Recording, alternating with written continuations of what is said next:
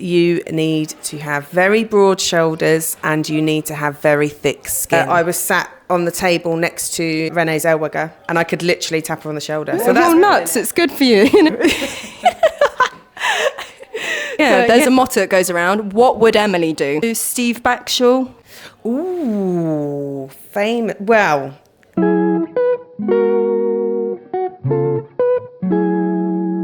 Hi guys, welcome back to the beach house here at the Rockwood. Today I'm with the landlady and the all-round friend.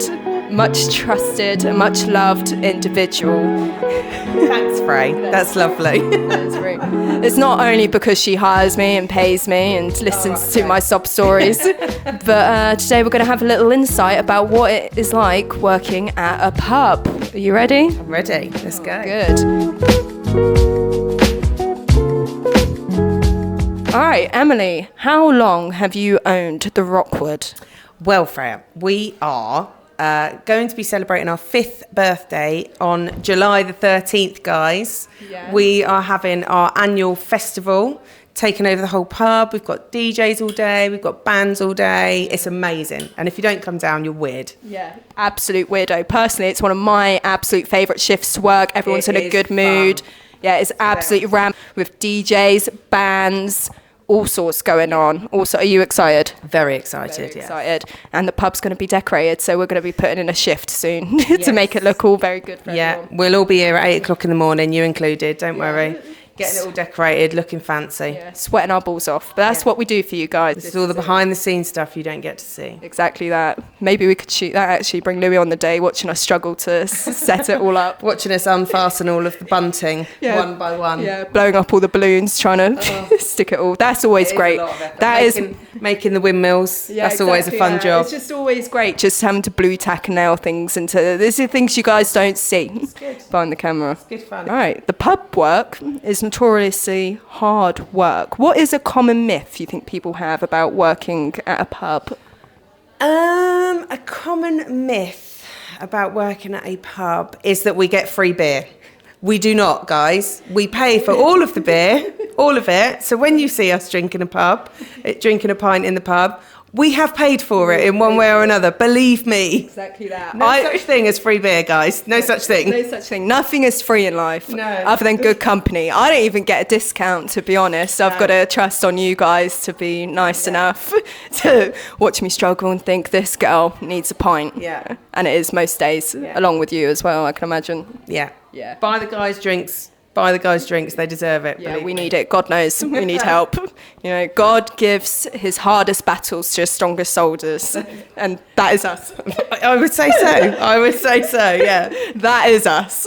So, in your opinion, what is the most important strength or personality trait someone would need to be successful in your job, in your shoes? You need to have very broad shoulders and you need to have very thick skin. Amen. Do you think that's what you've got? That is the best advice I can give you. That and be prepared to work really hard. But yes, exactly. If you haven't got broad shoulders or thick skin, you are going to get called some stuff you don't like. You do not like, and you can't cry about it. The motto is definitely not in front of them. Can't cry. Dad didn't raise a crier, but no. But yeah, there's a motto that goes around. What would Emily do? Yeah, there is apparently, yes. That is what I have heard the team say in certain situations. What would Emily do? Exactly. So I'm not sure if that's a good thing or not, but apparently that's what they say. We do what Emily does, but a couple notches down. A bit nicer. Yeah, a bit nicer. Yeah, a bit nicer. Always got a smile on our faces, even if you're swearing at us. Sworn at, yeah. If we're just being ripped apart, it's fine. This is what we get paid for. I'm more than happy to do Can't get enough of it. Exactly that. All right, on to the more fun stuff. Who is the most famous person you have ever met? Ooh, famous. Well, so I've met. I'm basically friends with Johannes Radebe. I've met him a couple of times and he loves me, so we're basically friends. You've got photos? I've got photos, yeah. Louis, if you want to clip that in, a little edit of Emily with her celebrity friends, if you can edit that in, thank you for proof. Yeah. In terms of actually most famous, I went years and years and years ago, I went with a friend to lunch at the Ivy, the original Ivy in London. And this is a long time ago. Oh, really? And I was sat on the table next to Renée Zellweger, and I could literally tap her on the shoulder. So that's probably the most famous person I've ever seen/met. Seen, probably, but yeah, she was very skinny. That is pretty cool. You know, the most famous person I've met, and this doesn't really even count as a person I've met, is at the airport, and I was waiting for my flight to come up on the screen, which gate I was needed to go on. And I don't know if any of you know, I don't even know if you know, it's like a kids kind of shows. You know Steve Backshall? Yeah. He was in Strictly Come Dancing. I know who he is. Steve Yeah. Backshall, that's why you know. I know was who he is. sat there at Gatwick Airport on the floor looking like a homeless bum with all my bags, and Steve Backshall nearly just stood on my feet. It would have been a pleasure, actually. He was with his family. Yeah, he's a nice guy. Yeah, that's where you meet all the people at the airport. I was on a train once on our way home from London with Dan, and we didn't see him we didn't speak to him, sorry, but we did see Stuart Pearce. You're not going to have a clue who that is. That goes out. I'll nod. With the Euros coming up, saw Stuart Pearce on the train. That was quite cool. Oh, hell yeah. Right. If you could have dinner with any famous person, dead or alive, who would it be? Ooh, okay. If I could have dinner with... How many? Two. I would have to say Rick Mayall, because I loved him. Still do. Loved. Oh, is he dead? This guy. Yeah, sorry, I don't listen. It's a learning. Every day's a school day. I'll research all these people. This is why we have you on, so we can just, you know. So I can teach you. You can teach me. You can teach me It's your not ways. just about teaching you how to pour a pint. No, It's not. life in general. No, this is why I'm here. I learned so much. So yeah, Rick Mayall, I think, would definitely be in there. What a ledge. And purely because I love his music, I would have to have Carl Cox there. If you ask me who that is as well. No, it's fine, because we share. The only reason I know is because you and Dan talk about him a lot, and on social media when I post stuff for us, I can see you guys follow Carl Cox, and then I end up actually viewing his stuff on our feed. He's good. We like a bit of Carl. We don't follow a lot of people, but Carl Cox. Yeah, Carl Cox. DJ, right? Yes. Yeah. Well done, mate. Exactly. Good effort. Look. A-star tick. Well done. This is why they pay me the big bucks. All right. Well, talking food, what is your favourite takeaway? I'm not really a takeaway. No. I'm not a massive fan of takeaway food. Does it depend whether Dan's there or not? Does Dan have the say? Dan usually, because I'm just not really a big fan of takeaway. No. I know that sounds really lame. What about fish and chips? That technically counts as a takeaway. Yeah, I don't mind fish and chips.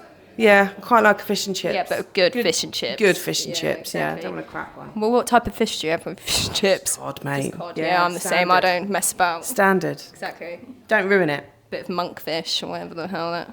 No, not on the fish shop. Fish and chips. Monkfish. No, exactly. Exactly. If you could live anywhere in the world, where would it be? Probably New Zealand, I reckon. That is a good one, actually. The nature there. I was travelling. Yeah. And banging. Oh, you've been to New Zealand? How many times? Yeah. Only once. Was Dan with you? No. Oh, you went. Was it solo? Yeah. Oh. Yeah. That is pretty sick. And the good thing about New Zealand, I guess, I've heard this. I may be completely wrong, but obviously it's quite close to Australia. Australia has a lot of freaky shit going on down there with creatures-wise and animals. Yes, New Zealand doesn't have that. Not as many. Australia's got something like 7 of the top 10 deadliest animals in the world. Yeah, exactly. I'm all right, thanks. Yeah, exactly. And the good thing is, so New Zealand, same weather, same kind of climate, same scenery. I think is a bit better than Australia. People. Yeah, exactly. Nice people. I don't know if expensive or not at that point. Who cares? To be honest, it's not Aylesbury, so... That helps. Yeah, that does help a lot. I wonder if there would be a Rockwood. Maybe you can make a Rockwood pub in New Zealand. Should we go and find out? Yeah, okay. I think we should. We should do that. Get the flights. Louis, you're going to look at flights to New Zealand? I'm just on the website right now. Nice. On the website right now, looking for the cheapest flights. Credit card number. Okay. Bank account details. All right, Emily, what is your favourite chocolate bar? Oh, good old-fashioned dairy milk. Dairy milk. Yeah, just a bar of Cadbury's dairy milk. No, none of the bits with the fillings. No, don't. Why are you messing about with it? Why are you messing? Just give me a good old-fashioned Cadbury's dairy milk. Got to admit though, I think the dairy milk, fruit and nut, that makes me feel a lot better about myself. It's got some vitamins in there. Well, nuts, it's good for you, you know, when you're eating a whole bar, like the family-sized bar, and it's got fruit and nut in it, it makes you feel a little bit skinnier. Totally ruined that, absolutely unnecessary. All right, well, you know, Barry, you'll see Barry around about the place. You get, some of the staff get a bit upset when he comes in and he has a Galaxy chocolate. What's that about? Yeah, and then like white, what is it? Twix? White Twixes. White Twixes. No. Yeah, everyone here is quite funny about their chocolate bar. Comment down below what your favourite chocolate bar is, actually, to be fair. I don't know. Oh, what's my favourite chocolate bar? I think... Mine's a whisper. A whisper? A whisper. Tell you what my least favourite one is, though. The honeycomb filled chocolate ones, what are they called? Crunchy. Oh, I hate them. Hate them. There's like the thinnest bit of chocolate on them. It's not a chocolate bar, is it? It's not really a chocolate bar, and you chew into it, and it's also just, well, obviously crunchy, but just hasn't got anything in it. It's just air. It kind of makes me quite angry. Brings me out in a bit of a rash, to be honest. Do not buy Freya. Yeah, don't. Otherwise, I will be gone.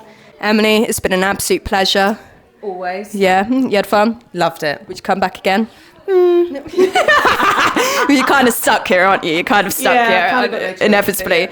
Well, guys, I hope you've enjoyed it as much as we have. Come to the Rockwood at Kingsbury Square. We've got the beach house to hire out, or you could just come to the bar and have a nice pint, a nice cold pint. Summer is coming. You've got our festival coming as well. All good fun stuff. And along with that, you will probably see more videos. If you like this video, give it a like. You'll probably see more of the bar staff. Everyone loves the bar staff, including me. And I'll start interviewing them. You can comment down below actually who you would like to see next. But as always, it's been a pleasure, and give this video a like and a subscribe, and we will see you sometime soon. Goodbye. See you later.